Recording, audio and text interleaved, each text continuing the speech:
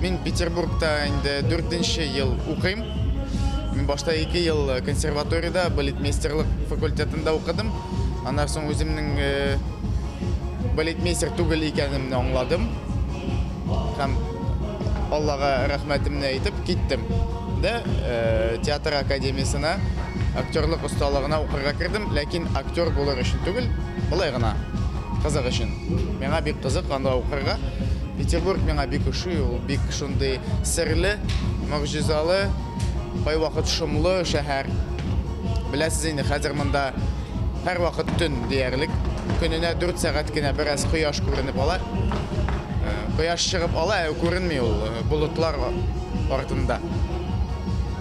Болытларның теге ягында. Петербург бик шомлы, бик сәер һәм иҗатка бик нык этәрә торган шәһәр.